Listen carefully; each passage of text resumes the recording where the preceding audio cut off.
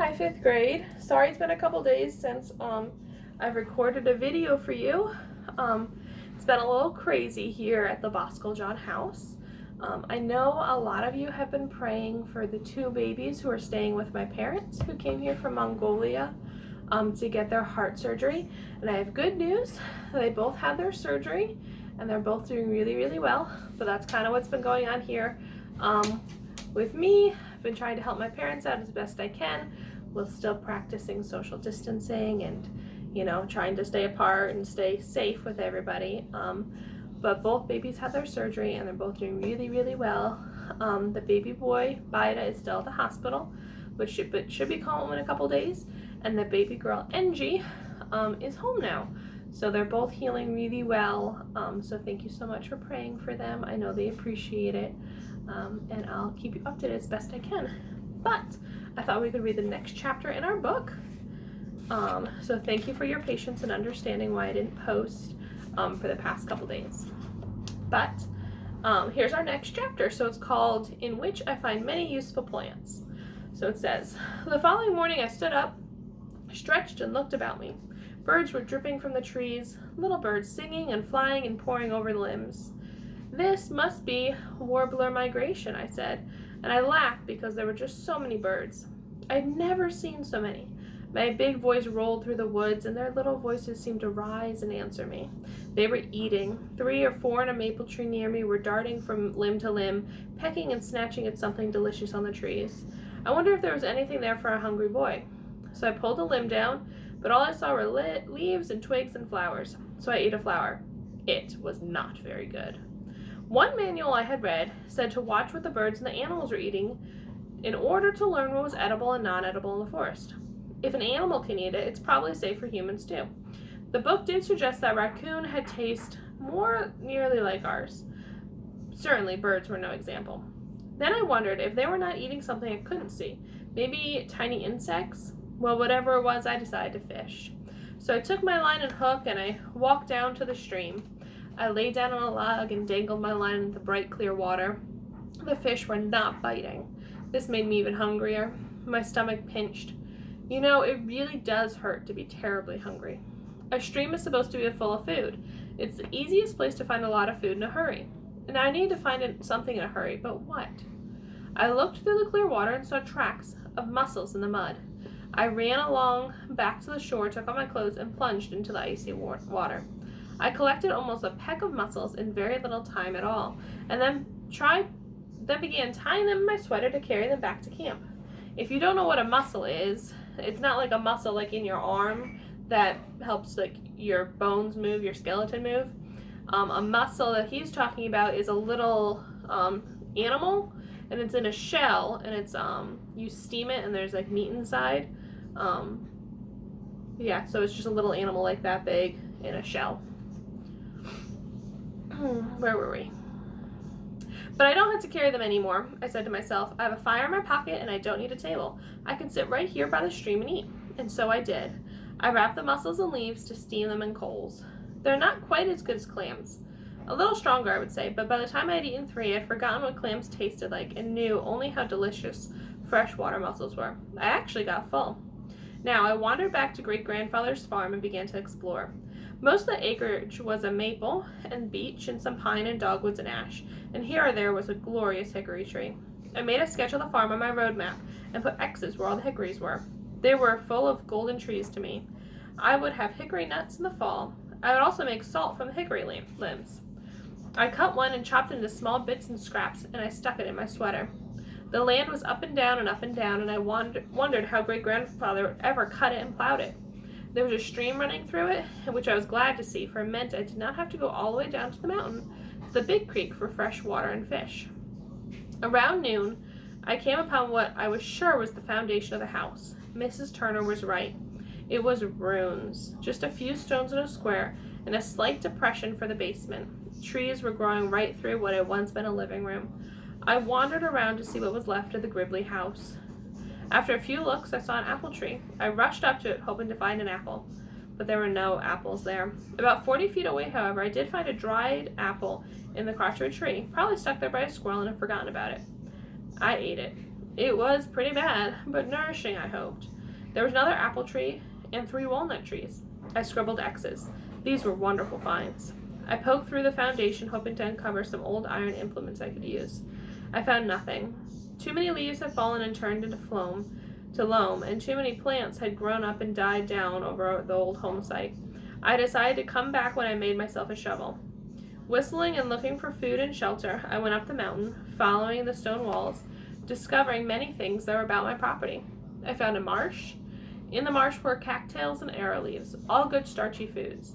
At high noon, I stepped into a mountain meadow. An enormous boulder rose up in the center of it. At the top of the meadow was a fringe of a white birch. There were maples and oaks to the west, a hemlock forest to the right that pulled me right across the sweet grasses and into it. Never, never have I seen so many trees. There were giant old giants. They must have been there when the world began. I started walking around them. I could hear myself step, so dense and damp were the needles. Great boulders covered in ferns and moss that stood among them. They looked like pebbles beneath those huge trees. Standing before the biggest and the oldest one, the king, like those all, suddenly had an idea. And we're actually going to read the next chapter too, just because I feel like I owe you guys a chapter for skipping a couple days. So, the next chapter is called, This is About the Old Tree. I wonder what it's going to be about. So, it says, I knew enough about the Catskill Mountains to know that when summer had come, they were covered with people. Although great-grandfather's farm was somewhat remote, still hikers and campers and hunters and fishermen were sure to wander across it. Therefore, I wanted a house that would not be seen. People would want to take me back to where I belong when they found me. I looked at that tree. Somehow, I knew I was home, but I wasn't quite sure how it would become my home. The limbs were high and not right for a tree house, and I could build a bark extension around it, but that would look silly. Slowly, I circled the great trunk. Halfway around the trunk, the whole plan became perfectly obvious. To the west, between 2 flanges of trees spread out the roots, was a cavity. The heart of the old tree was rotting away. I scraped at it with my hands. Old rotten insect dust came tumbling out. I dug on and on and on, using my axe from time to time as my excitement began to grow. With much of the old rot out, I could crawl into the tree and sit cross-legged. Inside, I felt cozy as a turtle in its shell. I chopped and chopped and chopped until I was hungry and exhausted. I was now in the heart of good hard wood, chopping it out as I worked. I was afraid December would come before I got a hole big enough to lie on, so I sat down to think. You know, in those first days, I never just planned right. I had the beginnings of a home, but not a bite to eat, and I worked so hard that I could hardly move forward to find a bite. Furthermore, it was discouraging to feed that body of mine. I was never satisfied. Gathering food took time and got hungrier, and then trying to find a place to rest took time and I got more tired. I really just felt like I was going in circles and wondered how the primitive man ever got enough time and energy to stop hunting for food and start thinking about fires and tools. Alright, and then this is one of the sketches. It's kind of hard to see, but if you look at the base of the tree, there's a little tent about where he was sleeping for a bit. So I don't know if you can see that. There's a little tiny tent down here. And just the huge hemlock trees. I left the tree and went across the meadow looking for some food. I plunged into the woods beyond, and there I discovered the gorge and the white cascading splashing down the rocks into the black pool below. I was hot and dirty, and I scrambled down the rocks and slipped into the pool. It was so cold that I yelled, but when I came out on the bank and put on my 2 pairs of trousers and 3 sweaters, which I thought would be a better way than carrying clothes in a pack, I tingled and burned and got cuddlish. I leapt up the bank and slipped, and my face went down in a patch of dog-tooth violets. You would know them from anywhere from a few looks in the botanical gardens and in a colored flower books.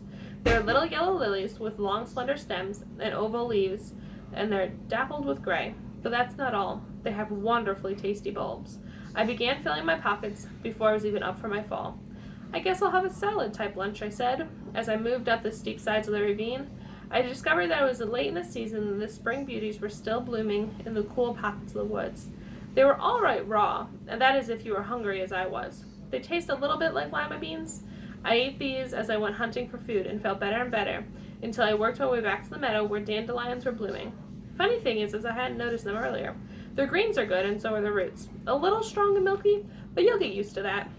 A crow flew into an aspen grove without saying a word. The little I knew of crows, from following them in Central Park, is they always have something to say.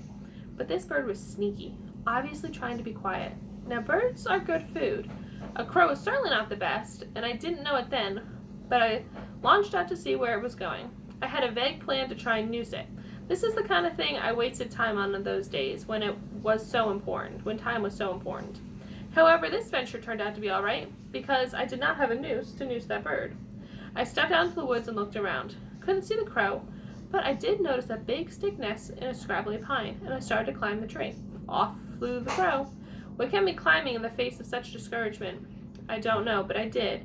And that noon I had crow eggs and wild salad for lunch.